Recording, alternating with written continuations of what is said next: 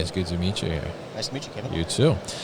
So welcome to the booth here. Welcome to the show. We're live on LinkedIn, so you can say hello. TJ's over there. Warehouses are sexy. Warehouses are sexy. Warehouses are sexy. Yes, very good. So you're with Bastian Solutions, right? So for people that maybe are not familiar with Bastian Solutions, why don't you give us kind of a brief overview? Yeah, absolutely. So we're a systems integrator, first and foremost. That's what we do. Someone much wiser than me once told me that you are what the market tells you you are, and the market has told us we're really good at putting building blocks together. Okay. Whatever those building blocks may be, we're really good at it. Secondarily, we also manufacture, but our strategy behind manufacturing anything is really if there's a gap in the market and a client needs something that doesn't really exist, then we'll look to create that so that we can provide the tailored solution for our client. Yeah, and I think that's such an interesting way to put it, the building blocks, right? Because we are, as we look here at Modex out here, now 3 halls, just absolutely massive, right? First off, and I mean, every booth here is essentially some type of building block within the operation, right? So when we start to look at these things, and as somebody comes in here, how would you give them the advice to say, like, okay, these are the building blocks maybe that you should start with if you want to start to get into automation or robotics? I don't envy somebody who's an end customer for us that is just starting this journey. Yeah. Because there was an infographic, I forget where I found it, maybe on LinkedIn, but it shows like over 300 logos of, I would call them top tier, material handling providers, software providers. And so you see that, you Google it as an end customer, you Google it, and that's what you're met with. So where do you start, right? Yeah, so much. It's very concerning. I think the first thing I would say is, before you can put any technology into a warehouse and be successful, do you have processes? Are your processes defined? Do you have good data? I think you've heard this from other people on your podcast as well, but you got to have a solid foundation on how you operate your business. And if you invert the whole situation, you're trying to gain efficiencies, but an end customer is really trying to get automation so that they can make their customers' experience better, right? So if you invert the situation and say, let's go work backwards. What does our customer want? And it's all predicated off of good data, good processes, and then you can build up into what kind of technology might satisfy that requirement.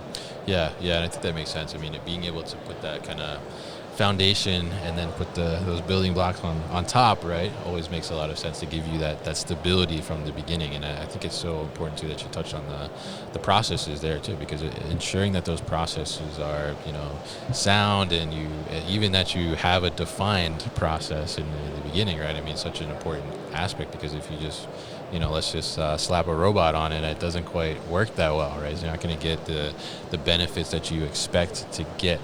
So if we look at that, and you guys are an integrator, right, as you said, or as the market has said, as you told us, what are you looking at in terms of, and what are some of the solutions that you primarily focus on implementing? What are some of the solutions that are maybe the most popular for your customers? Well, right now, I think if you were to go to our website or see us on YouTube, what you see predominantly are goods-to-person solutions. Yeah. Whether that's an auto store or an ASRS, something like that. Very common, I would say very sexy, right? Yeah. Getting a lot of attention. But, a lot of what you see our customers gain benefit from are just the tried and true material handling solutions, right? Conveyance, robotics, I'm talking about 6-axis robots, inventory control. These kind of things are like the foundation for what's going to prove to be successful. The goods to person piece is just going to be that extra layer that's going to drive more and more efficiency, but it's all predicated on having that solid foundation. Yeah, absolutely. And I think, do you see too that, you mentioned you go on your website and you see a lot of that. Do you see that, I know it's early in Modex maybe to say this, but as you're having conversations pre-Modex and leading up to the show, that your customers, potential customers, like that's something that they're really focusing on is the ASRS side of things, or what are they kind of going into this show like top of mind? It's tough when you look at everything at a macro level, like what we're seeing. I would say, broadly speaking, the cube-based ASRS systems were extremely popular 3 years ago and prior to that. And then I would say probably in the past 2 to 3 years, and even today, we're seeing a lot more unit load interest. Yeah. And that's the beauty of being independent integrator, is that we get approached by everybody, right, for any kind of solution, including some of the things that we're seeing with AMRs and AGVs. And I would say right now we're seeing a lot of unit load interest in the market. Interesting. And I think as we look out here too, I mean, what are you kind of excited about seeing yourself? I mean, what do you think is sexy out there? Well, you're not going to like this answer. So I would say in the past couple of years, it was really fun to see some of the new hardware coming out. Right. And I have not had a chance to walk around the show completely, but what I am personally most interested in is seeing what developments in software are coming out.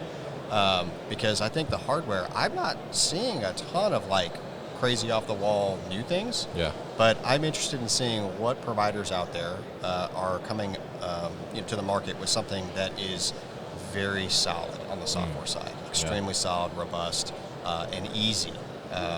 But I think that's a very challenging request. So we'll see what happens. Yeah, no, I like that answer, because I think it is so important. Like we were talking about the foundational aspect of it. I mean, it is cool to see a robot, right?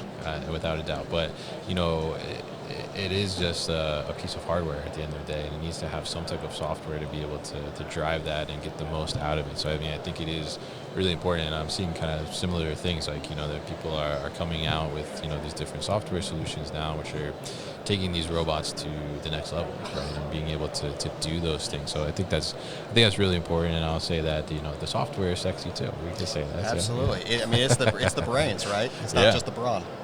Yeah, absolutely, right. They have good personalities. I like that. So I mean, I'm curious too, as we look at that, and you talked about kind of coming in and not envying really somebody maybe that's just starting out and trying to figure out everything that's going on. I mean, as we look at the market as a whole, do you think that we're getting to a point where we're seeing more small to medium-sized businesses starting to really consider and starting to invest in some of these automation solutions for the future? I don't know if I've seen a huge change in the small to medium-sized business. I have seen a rule play out really well, and that rule is the triple 100 rule. Okay. And the triple 100 rule is 100 employees, 100,000 square feet, 100 million in revenue.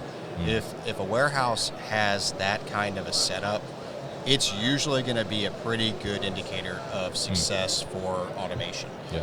That's not always the case, but that's like kind of the first litmus test to say, hey, maybe there's something here.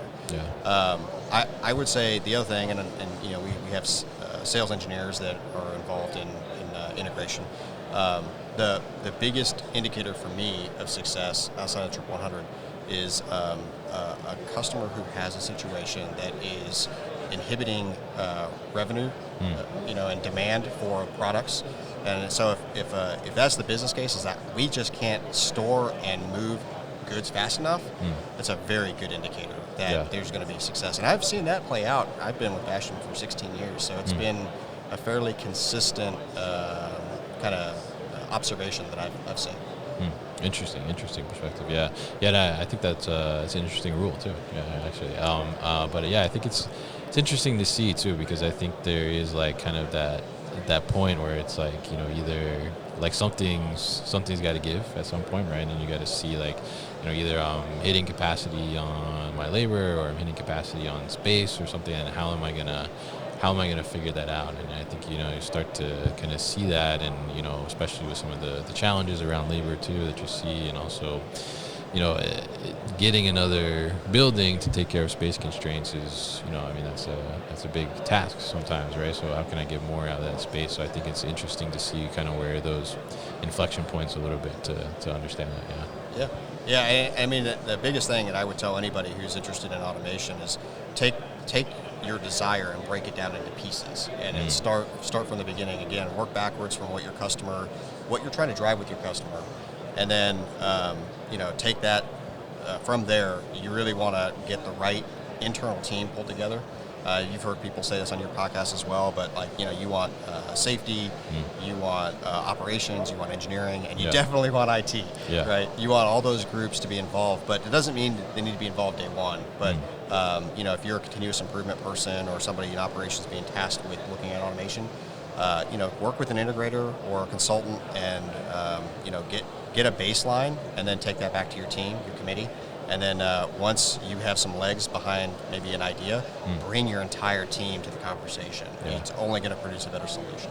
Yeah, absolutely. And I think that's great advice. I mean, the entire team needs to be involved in those types of things. It's so important to be able to have that and that collaboration throughout the organization. So very interesting to talk to you here, sir. And I appreciate you coming by the booth and imparting this knowledge on us, and then telling us what you think is sexy from the software side too. So if people are interested to learn more about Bastian Solutions, what's the best way to do that? Go to our website. We get tons of credit on our website. You can contact us many different ways from there. So bastiansolutions.com.